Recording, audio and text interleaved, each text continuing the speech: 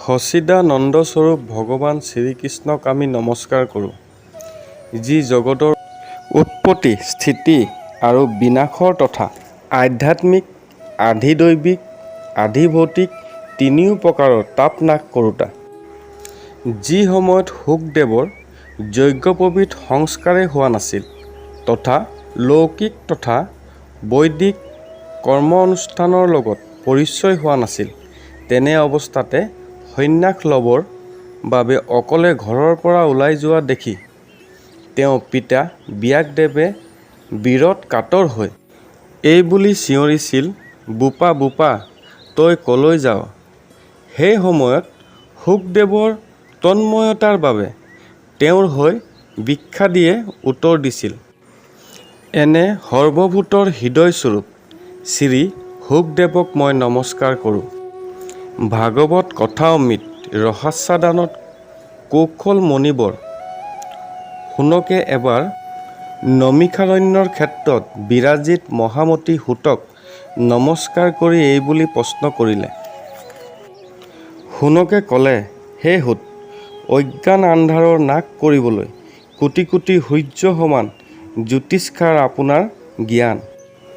আপুনি আমাৰ কৰ্ণৰ ৰসায়নস্বৰূপ অমৃতময় সাৰগৰ্ভৰ কথা কওক। ভক্তি, জ্ঞান আৰু বৈৰাগ্যৰ দ্বাৰা লাভ কৰা মহান বিবেক বিকাশ কেনেদৰে হয় আৰু বৈষ্ণৱসকলে কি প্ৰকাৰে মায়ামোহক পিছ পেলাই ভক্তিৰ পথত আগবাঢ়িব পাৰে। এই ঘোৰ কলিকালত প্ৰাণীসমূহ প্ৰায় অসুৰী স্বভাৱৰ হয়। নানা প্ৰকাৰৰ ক্লেশৰ দ্বাৰা আক্ৰান্ত এই জীৱবিলাক শুদ্ধ দৈৱিক ভক্তি সম্পন্ন কৰিবলৈ সৰ্বশ্ৰেষ্ঠ উপায় কি?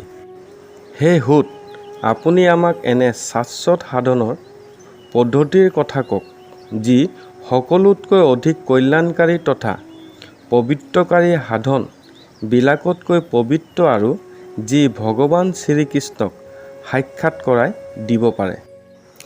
চিন্তামণিয়ে কেৱল লৌকিক সুখকে দিব পাৰে আৰু কল্পবৃক্ষই অধিকাধিক স্বৰ্গীয় সম্পত্তি অধিকাৰী কৰিব পাৰে। কিন্তু গুৰুদেৱে প্ৰসন্ন হৈ ভগৱানৰ যোগী দুৰ্লভ নিত্য বৈকুণ্ঠ ধামক প্ৰাপ্ত কৰাই দিব পাৰে।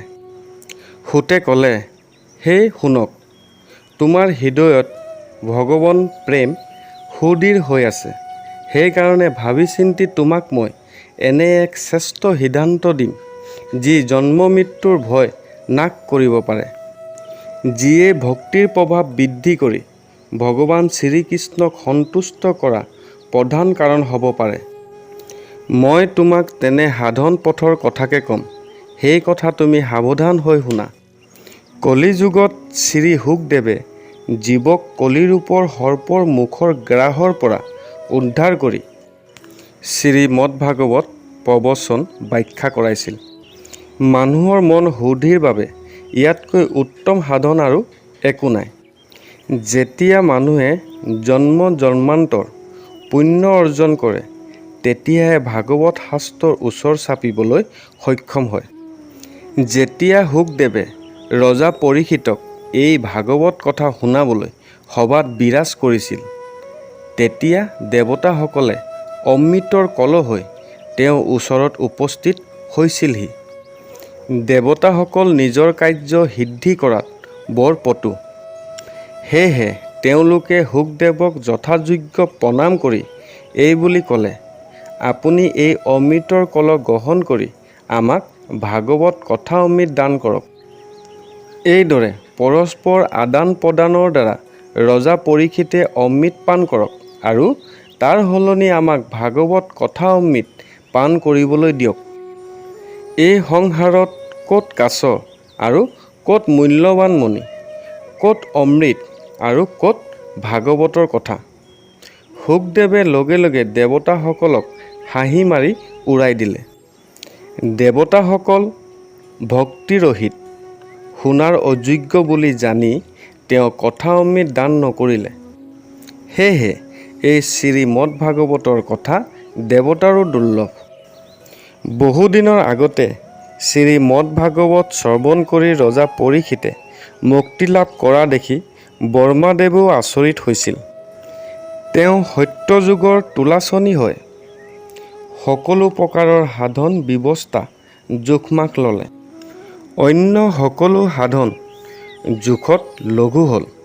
নিজৰ মহত্বৰ গুণত ভাগৱত সকলোতকৈ গধুৰ হ'ল। ইয়াকে দেখি ঋষিমুনিসকল অতিকৈ আচৰিত হ'ল।